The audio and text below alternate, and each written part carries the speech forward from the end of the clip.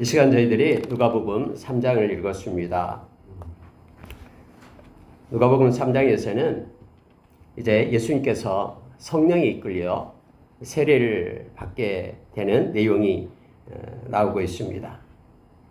예수님 앞길을 예비했던 세례 요한이 이 누가복음 3장에서 그 사역이 기록이 되고 있고요. 다른 데보다 더 구체적으로 나타내고 있죠.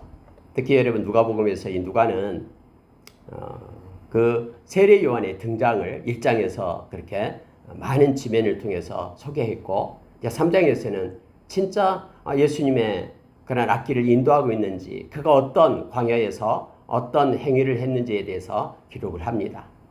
그리고 여러분 어제 우리가 말씀을 나눴듯이 이제 예수님께서는 2장에서요 12살 때 나타났던 그러한 성전에서 많은 거기에 있는 그 선생들, 랍비들과 같이 이렇게 말씀을 토론하고 있는 그러한 예수님을 만나게 되었죠.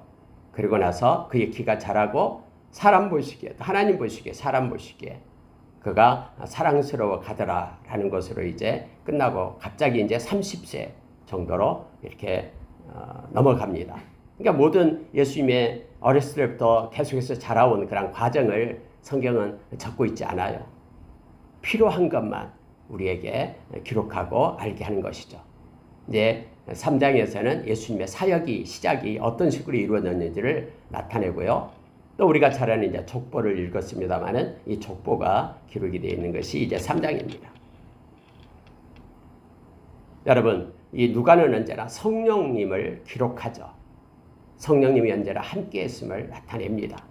그래서 우리가 누가복음 1장에서는 성령이 충만했던 그러한 이제 사가랴, 엘리사벳, 마리아 그들이 성령의 감동을 받아서 하나님을 찬양하고 경배하는 그런 내용들을 기록했고요. 2장에서는 역시 성령의 충만으로 이제는 우리 주님이 탄생을 하시죠. 성령으로요. 그리고 성령이 충만하고 주님이 오시기를 기다렸던 시므온 그리고 얀나, 안나 이러한 이들의 그러한 기다림에 대해서 그리고 그들이 성령이 충만해서 아기 예수님을 안고 하나님을 찬양하고 경배하는 내용에 대해서 나타났습니다. 오늘은 여러분 예수님께서 성령의 충만함으로 인하여 이제 세례를 받고 또 예수님은 성령의 세례, 불세례를 우리에게 베푸시는 예수님으로 표현하고 있음을 보게 됩니다. 물론 다음에 4장에 가서는요 이제 예수님이 성령이 충만해서 광야로 나가서 악한 사탄을 이기는 내용으로 연결되죠. 이 누가는요 모든 장마다 예수님의 그 행하심 또 세계 역사가 하나님 중심으로 돌아가는 모든 것 가운데는 성령의 인도하심이 있었다라는 것을 우리로 하여금 깨닫게 합니다. 그래서 오늘 3장의 말씀을 잠깐 보고요. 우리가 성령의 충만함을 기도하는 시간을 갖도록 하겠습니다. 여러분 3장 1절에 보니까 디베리오 황제가 통치한 지 15해 이렇게 되어 있습니다. 2장에서는 우리가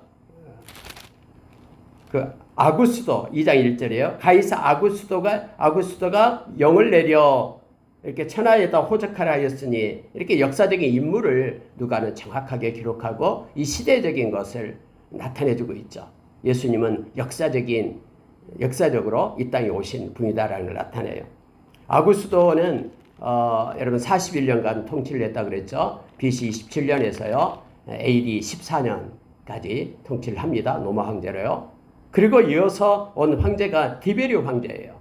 디베리오 황제가 그래서 여기서 보니까 15대 해 이렇게 되어 있죠. 그러니까 AD 14년부터 시작해서 지금 현재 15년간 통치했으니까요. 약 지금 AD 29년 또는 28년에서 29년, 30년 이 사이예요.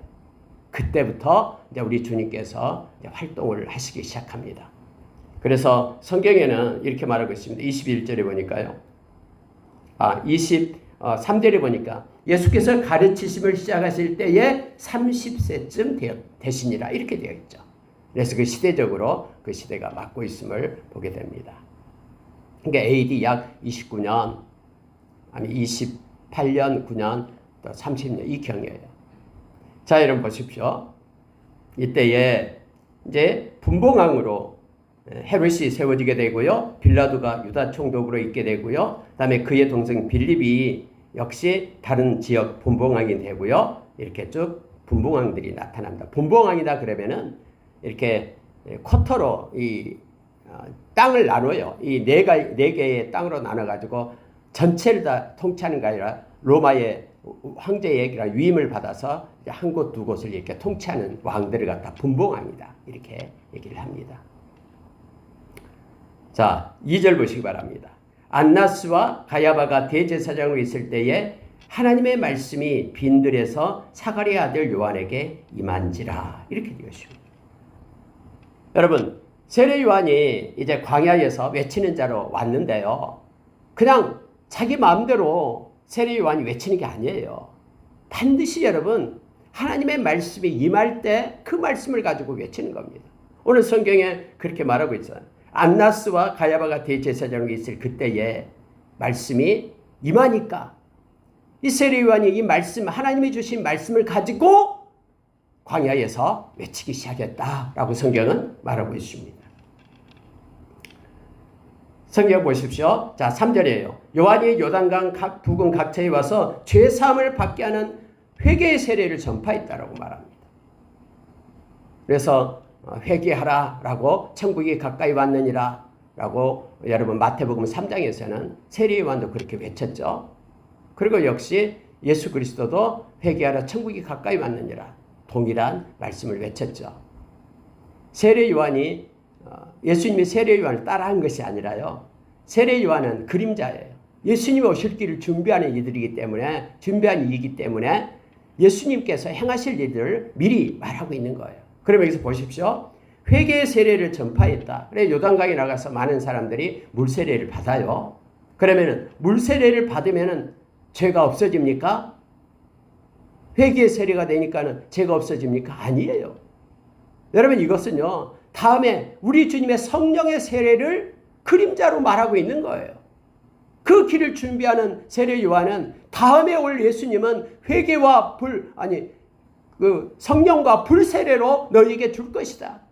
이걸 예표하기 위하여 세례 요한이 이렇게 물로 세례를 주고 있는 거예요. 그래서 우리가 착각하면 안 됩니다. 우리가 물로 세례를 받을 때 우리의 죄가 없어진 게 아니에요. 그것 때문에 구원받은 거 아니에요.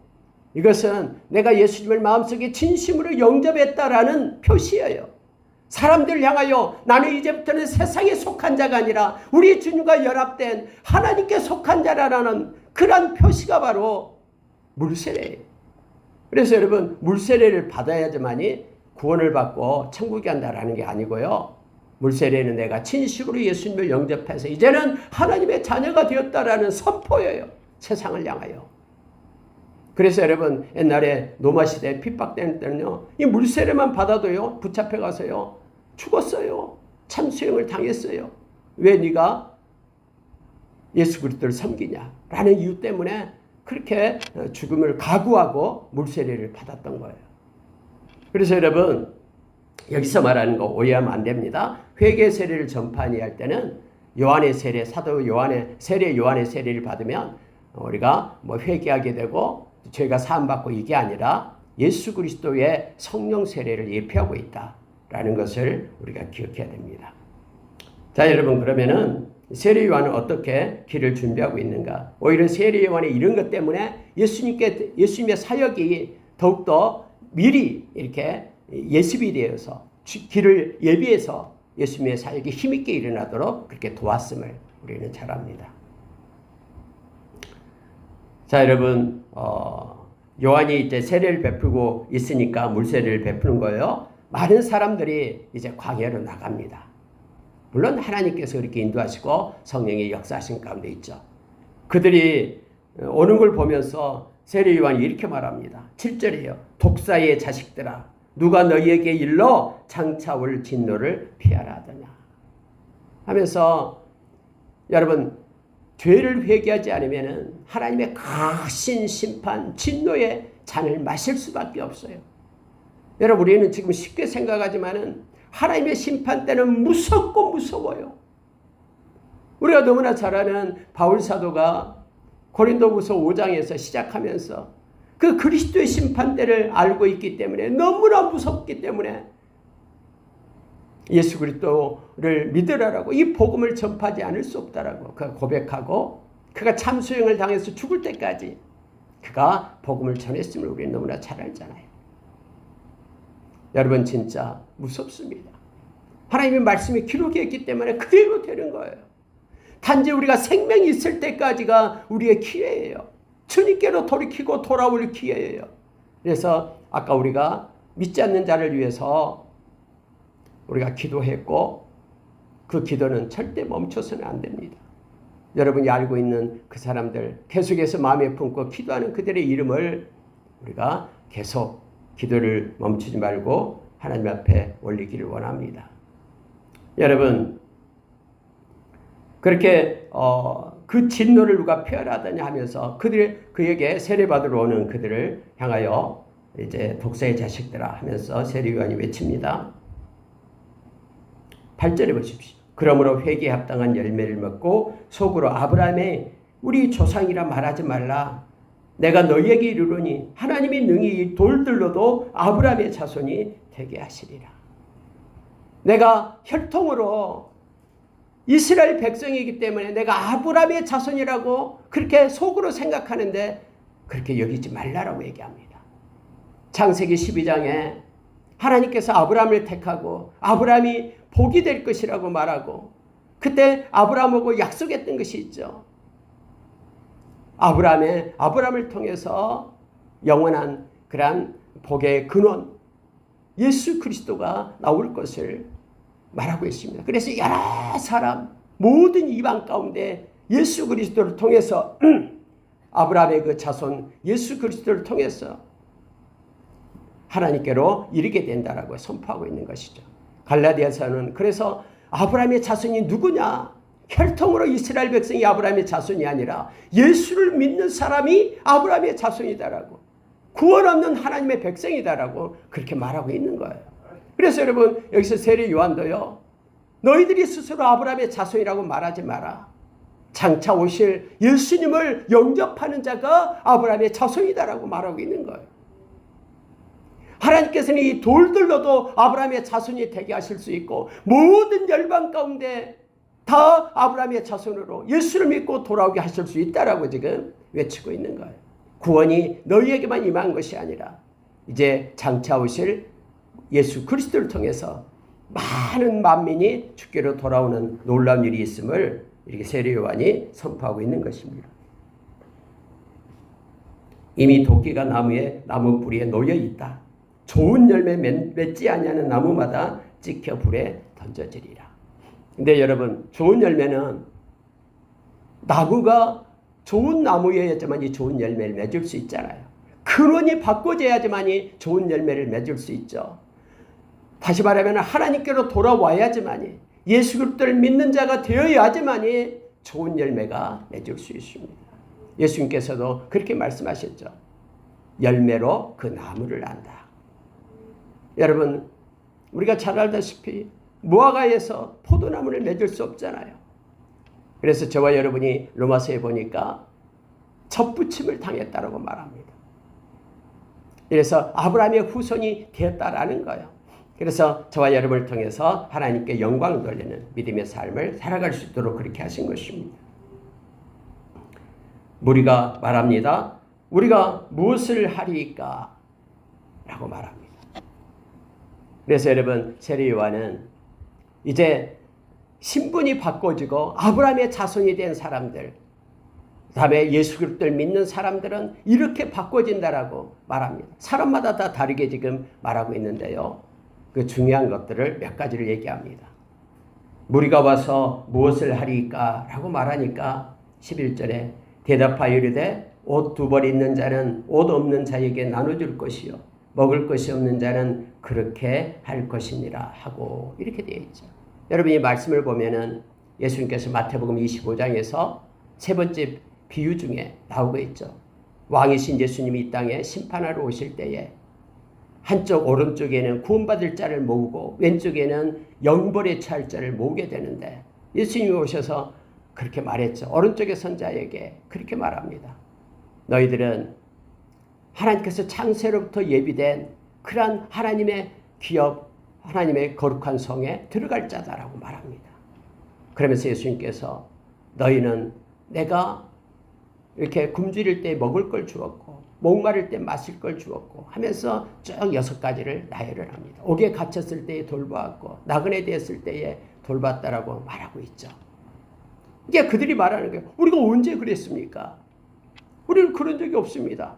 근데 나에게 속한 지극히 작은 자에게 한 것이 곧 내게 한 것이다 라는 말씀을 합니다. 이건 여러분 선행을 해야지만이 구원받는 자가 된다라는 게 아니에요. 그들도 모르고 했잖아요.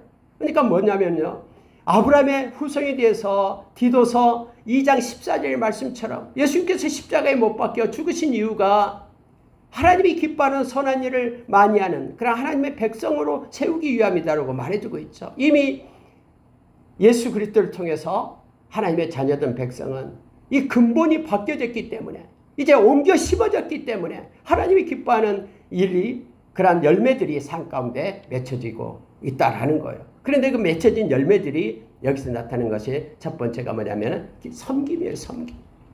예수님께서 십자가에 못 박히시기 전에 요한복음 13장에서 막 우리를 제자들을 섬겨주잖아요. 십자가에서 당신의 생명으로 섬기기 전에 이제는 삶 가운데 그들의 발을 닦으면서 내가 이렇게 너희를 섬겼으니 너희들도 서로 섬겨라. 예수님께서 요한복음 13장에서 그 말씀을 하시면서 우리에게 새 계명을 주시잖아요. 내가 너희에게 새 계명을 준다. 서로 사랑하라. 너희들이 서로 사랑할 때 세상의 사람들이 너희가 내 제자임을 알리라. 이 말은요, 이미 우리가 제자된 자, 하나님의 백성이 된 자, 그들의 삶 가운데 열매로 섬김의 삶이 나타날 것을 지금 요청하고 있는 거예요. 여러분, 물론 세례를 받으면 이러한 회개의 열매가 나타난다는 것이 아니라 예수 그리스도를 믿어서 다음에 우리 주님 이제 예비한 오실 길을 예비한 자가 이 세례 요한이잖아요. 성령으로 세례를 받고 근원이 바꿔진 아브라함의 후손, 영적인 아브라함의 후손, 하나님의 자녀된 자는 이렇게 열매를 맺게 될 것이다라고 말하고 있습니다. 두 번째로 여러분, 세리가 말합니다. 세리가 세례를 받고자 와서 이르되 선생님 우리는 무엇을 하리이까? 라고 묻습니다. 그럴 때 세리에게는 부과된 것 외에는 거두지 말라 하고 이건 뭘 얘기합니까? 정직을 얘기하는 거예요. 여러분, 예수 믿는 사람들은 살아계신 하나님 앞에 있기 때문에 정직하죠. 정직을 가지고 살아야 됩니다. 이 세리는 정직하지 못해요. 이스라엘 백성에게 막 돈을 뜯어냅니다. 예를 들어서 노마에게 세금으로 바쳐야 될 것이 10원이었다면 막 뜯어내 50원 뜯어내가지고 40원은 자기 호주머니에 넣고 10원만 바치는 거예요. 그래서 여러분 매국노라고 막 손가락질하고 그들을 사람들이 미워하고 싫어했죠. 죄인이다라고 말하고요. 근데 그렇게 죄를 짓고 그렇게 탐욕스럽게 행하는 그가 예수 그리스도를 믿고 하나님의 자녀 되었다면 이제는 정직하게 정해진 것 외에 그대로 살아갈 것을, 다른 일 하지 말고 살 것을 말합니다. 그래서 여러분, 우리가 예수 믿고 하나님의 자녀가 되었다면 우리가 혼자이든 여러 사람 가운데 있든 많은 사람 가운데 있든 우리는 요동하지 않고 말씀을 따라 그렇게 법을 따라 살아가는 자로, 법을 따라서 경계하는 자로 저와 여러분이 세워져야 됨을 성경은 가르쳐주고 있습니다. 어떤 일이 있어도 우리가 정직함으로 인하여 때로는 세상에서 손해를 본다고 해도 우리 주님 앞에 있기 때문에 우리가 손해본 그 모두를 우리 주님은 책임지시고 우리에게 보상해 주실 것입니다. 주님은 다 알고 계시기 때문에요.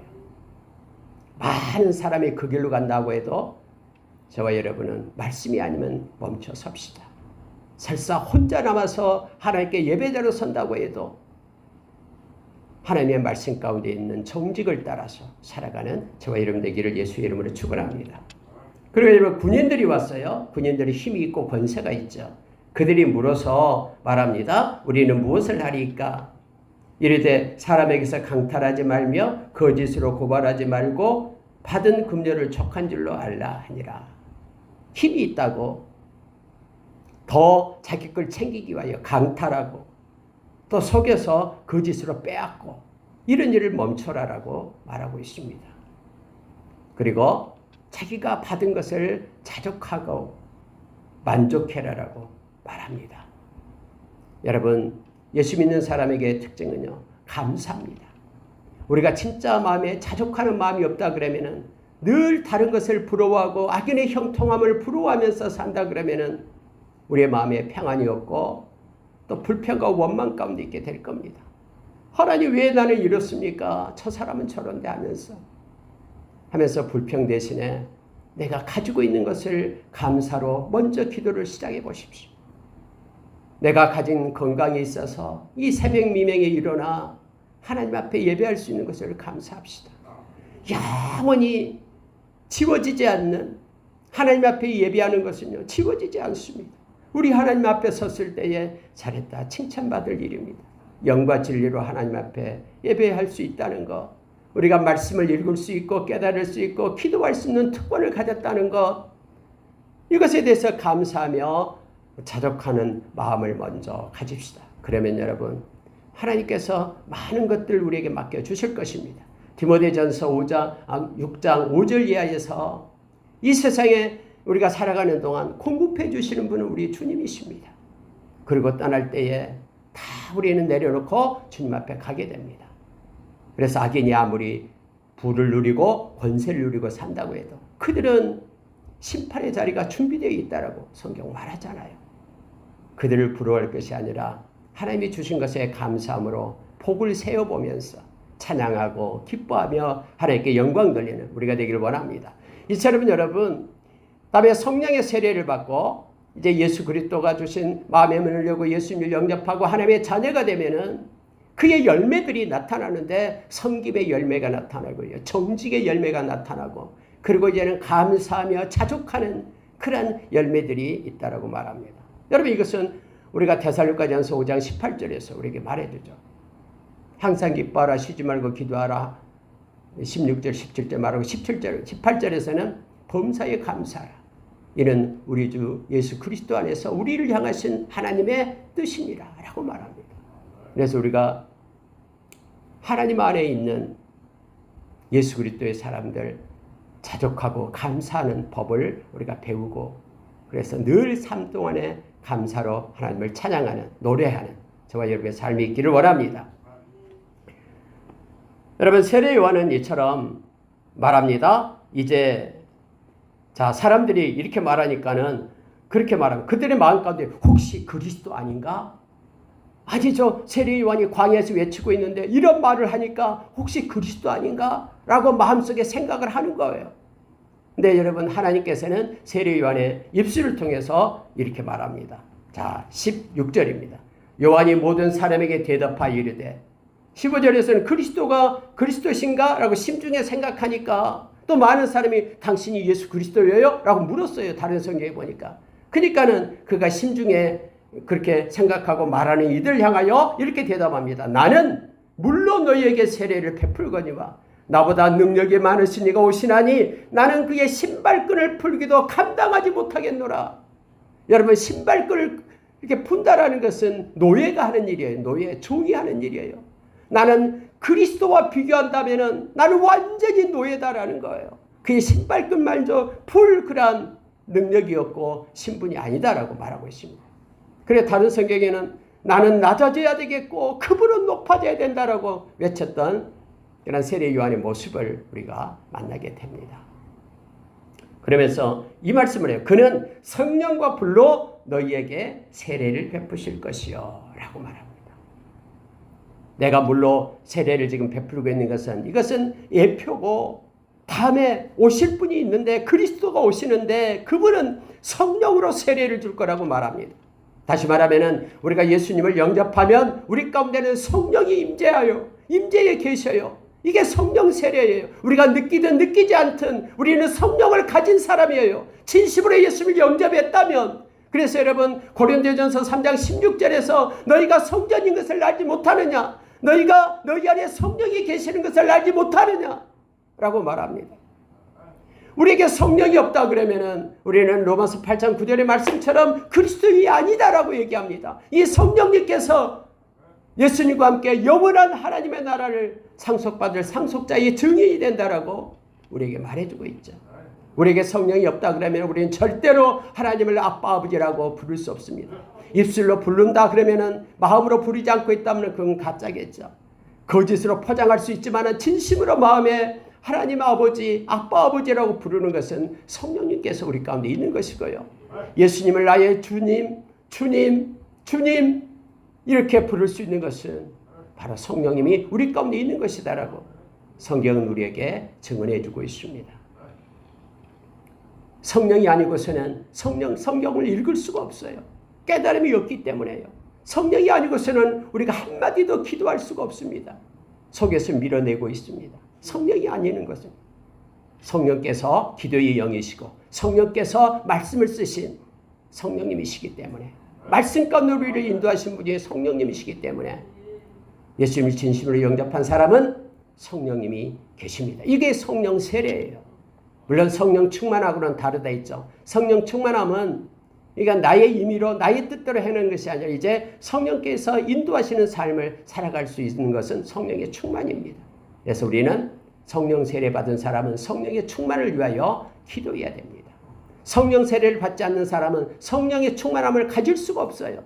성령 세례를 받는 사람만 성령의 충만함을 받을 수 있습니다. 성령의 충만함을 받지 않고 성령 세례를 받지 않는 사람은 에베소서 2장 2절의 말씀처럼 세상의 영이 그를 주관하게 됩니다. 자기의 정욕대로 살게 되고요. 세상의 풍조를 따라서 살게 됩니다. 그러나 진심으로 영접해서 성령의 세례를 받는 사람은 성령의 충만함을 받아서 우리가 성령의 인도하심을 받을 수 있음을 알게 합니다. 기도하는 자에게 성령의 충만함을 주시겠다라고 약속을 하셨습니다. 자, 여러분 보십시오. 그래서 성령과 불로 너희에게 세례를 베푸실 것이요. 근데 불이 나와요. 물론 불은 여러 가지로 해석을 합니다만은 이게 물 세례의 반대 개념으로 불을 썼고요. 이 불세례는요, 불은 태워서 정결케 하는 것이죠. 그래서 예수님으로 인하여 우리가 죄사함 받고 우리의 죄악된 것 모든 것들을 다 태워서 정결한 자가 되는 그런 세례를 예수님으로부터 우리가 받을 수 있음을 알게 합니다. 또한 여러분 예수님을 소개하는데요. 17절에서 이렇게 말합니다. 손에 키를 들고 자기의 타작마당을 정하게 하사 알고 구모와 곡간에 들이고 쭉정이는 꺼지지 않는 불에 태우시리라. 누가요? 예수님이. 그럼 예수님은 심판주라는 거예요. 예수님은 여러분 심판하십니다. 장차 오실 예수님, 다시 오실 예수님은 심판주로 오셔요. 그래서 알곡과 가라지를 구분하신 분이 우리 주님이십니다. 마태복음 아까 25장에서 예수님이 왕으로 오셔서 심판하신다 그랬죠. 반드시 심판하십니다. 베드로후서 3장 8절 이하에서도 하루가 천년같이 천년이 하루같이 기다리고 계시는 우리 주님, 한 생명이라도 회개하고 돌아오기를 원하시는 주님, 그러나 하나님의 정한 때가 되면 우리 주님 심판주로 오셔서 하늘이 말리고 땅의 체질이 풀리고 모든 사람을 주님 앞에 세워서 심판하는 그때가 있음을 성경은 분명하게 우리에게 말합니다. 여러분 여기 보니까 이제 이 누가는요, 그 세례 요한이 어떻게 해서 이제 사라지게 되는가를 간단하게 표시를 해요. 분봉왕 헤롯은 19절입니다. 그의 동생의 아내 헤로디아의 일과 또 자기가 행한 모든 악한 일로 말미암아 요한에게 책망을 받고 그 위에 한 가지 악을 더하여 요한을 옥에 가두니라. 이렇게 되어 있죠. 여러분 세례 요한은 이제 예수님이 등장하니까 이제 사라지게 되는 것이죠. 그런데 옥에 그가 갇히게 됨을 알게 합니다. 헤로디아, 빌립의 아내였던 헤로디아를 어떤 일인지 동생의 아내를 빼앗아 둘이 좋아하게 됩니다. 그래서 취해요. 이거 잘못된 거다. 악한 것이다라고 그렇게 외치는 그러한 세례 요한을 옥에다 가두게 됩니다. 자, 21절 보십시오. 백성이 다 세례를 받을세 이렇게 되어 있죠. 그러면 여러분 위에서 나오는 19절, 18절, 19, 20절은 밑에 21절보다 더 나중에 생긴 일이잖아요. 근데 미리 적어 놓았죠. 성경은 언제나요? 이렇게 시대순으로, 시간순으로 이렇게 정해놓은 것이 아니에요. 그래서 여러분, 우리가 에레미야서를 봤을 때도 이렇게 주제별로 그렇게 정하잖아요. 이게도 역시 세례요에 대한 얘기가 나오니까 여기에 미리 이렇게 말해놓고 그 다음에 세례 요한에게 예수님께서 세례받는 장면이 나오고 있음을 보게 됩니다. 예수님께서 세례받아 오니까, 세례 받으시러 오니까 세례 요한이 내가 당신께 세례를 받아야 되는데 내게로 오십니까? 라고 다른 성경이 말하죠. 예수님이 허락하라. 우리가 이렇게 해야지만이 성경의 말씀을 이룬다라고 말씀합니다. 그래서 여러분, 예수님이요 세례를 받아요. 근데 그때 하늘의 문이 열립니다. 그리고 성령이 임하게 됩니다. 근데 보일 수 있는 비둘기처럼 성령이 임하게 돼서 이렇게 예수님께 내려오게 되죠. 그러면서 하늘에서 큰 소리가 나기 시작합니다. 자, 22절 보세요. 성령이 비둘기 같은 형체로 그의 위에 강림하시더니 하늘로부터 소리가 나기를 너는 내 사랑하는 아들이라 내가 너를 기뻐하노라 하면서 아버지의 말씀이 음성이 들리게 됩니다. 여러분을 인하여 예수 그리스도가 하나님의 아들 되심을 선포하고 있는 거예요. 그리고 성령께서 함께 하심을 나타내주고 있습니다. 예수님께서 이제 사역을 시작합니다. 30세쯤 되십니다. 여러분, 어쩌면은 우리가 이렇게 생각할 수도 있어요. 아니, 예수님 왜 30세에 시작했을까? 한 20세나 시작하지, 젊을 때에. 30세에 시작했을까? 근데 여러분, 그때 당시요, 이 제사장들은요, 언제부터 일하기 시작하면 30세부터 일하기 시작해요. 언제까지요? 50세까지 일을 합니다. 예수님은 멜기세덱의 반차를 쫓아 대제사장으로 이 땅에 오신 거예요. 그리고 당신 자신이 희생 제물이에요. 당신 자신을 십자가에 들이신 분이 예수님이시죠. 30세에 일을 시작하시게 됩니다. 자, 여러분, 족보가 쭉 나옵니다. 근데 이게 마태복음의 족보와는 완전히 다르다는 걸 알게 되죠. 마리아의 족보입니다. 그리고 여러분, 이것은요, 마태복음은 탑다운 방식이죠. 위에서부터 아래로 아브라함부터 시작해서 이제는 요새까지 나오는 것이 마태복음이고요. 여기엔 누가복음은 이제 밑에서부터 위로 올라가요. 하나님까지 올라갑니다. 그래서 여러분, 이 족보가 틀려요. 이것은 헬라식 방법이에요. 이 누가복음은 전 모든 사람, 모든 열방에 있는 이방인들을 향하여 쓴 그러한 글이기 때문에 헬라식으로 해요. 헬라식은 나부터 시작해서 쭉 올라가는 것이 헬라식이에요. 앞에 히브리식은 마태복음은 위에서부터 내려온 것이고요. 그래서 여러분, 이 족보는요, 마리아 족보로 올라갑니다. 그럼 어디에서 만납니까? 다윗에서 만나요. 다윗의 자손 중에 솔로몬을 통해서 내려오는 것은 요셉의 족보고요. 나단을 통해서, 다윗의 아들 중에 나단을 통해서 된 것은 마리아의 족보예요. 그런데 시작은 왜 이렇게 했습니까? 자, 이것만 보고 마치겠습니다. 24절 보니까요. 23절이요. 사람들이 아는 대로는 요셉의 아들이니 요셉이는 헬리오 이렇게 되어 있죠.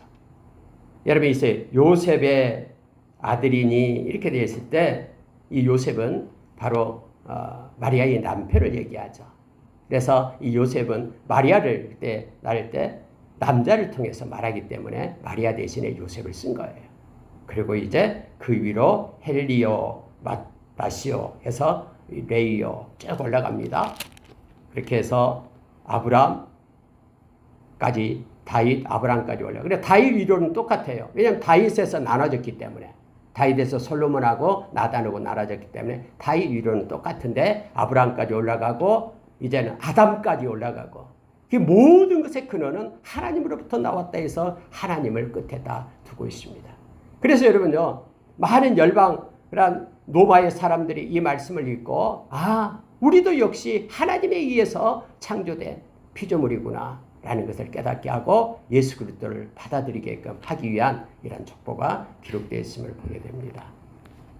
말씀을 마치겠습니다. 오늘 하루도 여러분, 성령님께서 우리와 함께 하십니다. 세 가지 것을 우리가 기억하길 원합니다. 세례 요한이 외칠 때 예수 믿는 사람 열매를, 예수 믿는 사람의 열매, 이 세 가지. 첫째로 우리의 삶이 섬김, 서로 사랑하는 섬김의 삶이 있기를 원합니다. 또 하나는 정직한 삶이 있기를 원합니다. 그리고 또 하나는 오늘 또 자족하는, 만족하는 훈련을 하기를 원합니다. 그래서 먼저 감사로 하루를 살아내는 은혜가 있기를 원합니다.